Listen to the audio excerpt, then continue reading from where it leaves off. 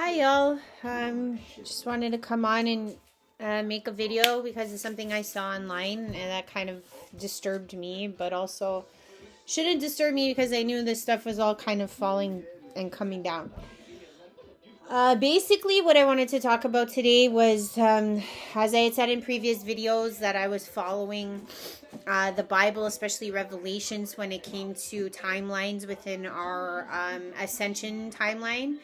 And when I say ascension, some people see it as the end of days, but technically it's a formulation of end of days, but also to bring forth a brand new revolutionary place and way of being.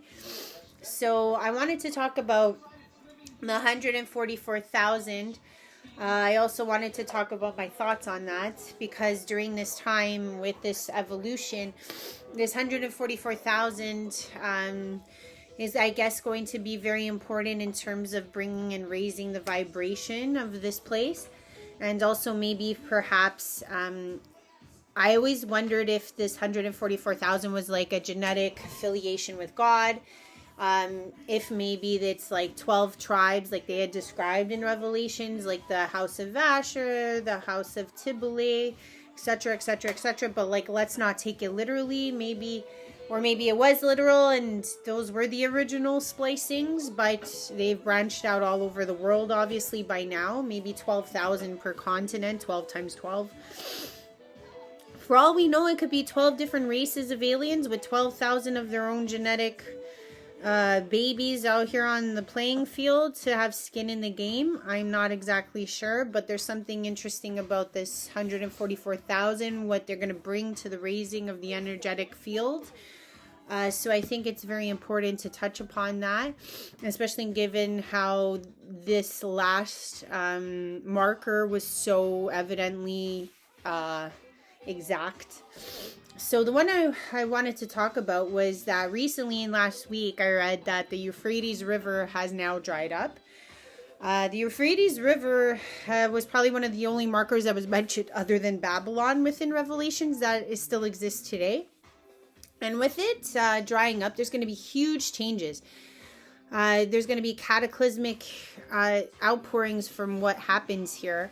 Not to mention how much historical things they're going to find underneath this river once they start getting into it. That could probably shape the way our thought of our evolution, because it may have older predating stories and or artifacts that will help and shape our scientific view of how we came to be. I mean, not to say that the Bible and older stories don't provide some idea, but there's so much of our history that's not even talked about, and they don't even want to go back past like 30,000 years, so it's pretty sad. But I did want to talk about this marker point because it is important. To give you an idea, I've always said that these revelations are kind of giving me timelines. One of the first ones I took real notice to was back in 2015.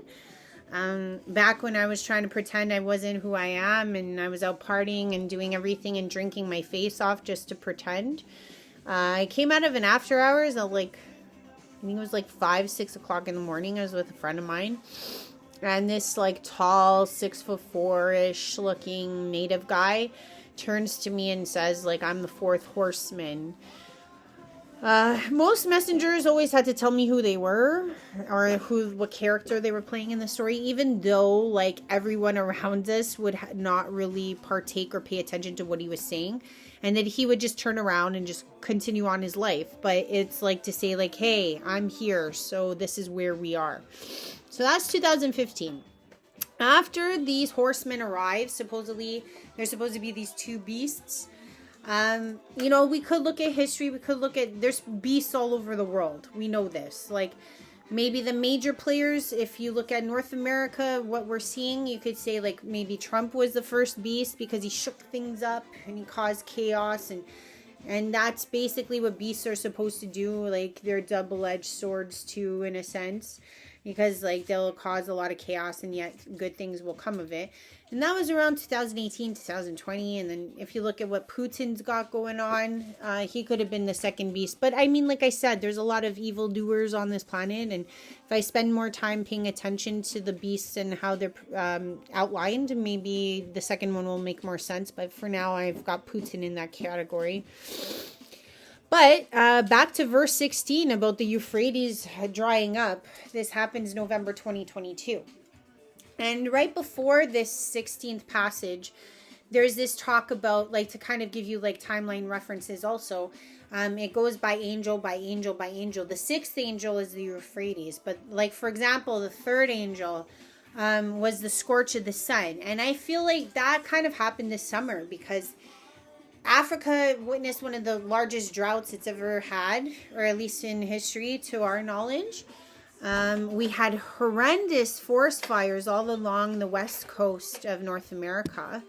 Not to mention Europe was hitting marker points in Morocco, Northern Africa. Like I said, like it was so hot that these places were just burning up.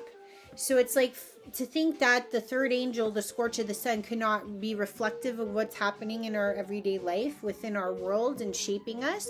I think that's, that would be odd. I'm the type of person that looks at coincidences, that looks at things like that kind of match up, and I wouldn't say aha, that is for sure what it is, but I kind of feel like that's where the third angel lies, was with what happened in the summer. And now we're at the sixth angel, which is the releasement of the Euphrates drying up. So after this portion, there's supposedly these two kings are supposed to rise out of the east. And in earlier passages, we talking about the Euphrates, these two kings are supposed to uprise an army of 200 million men and women.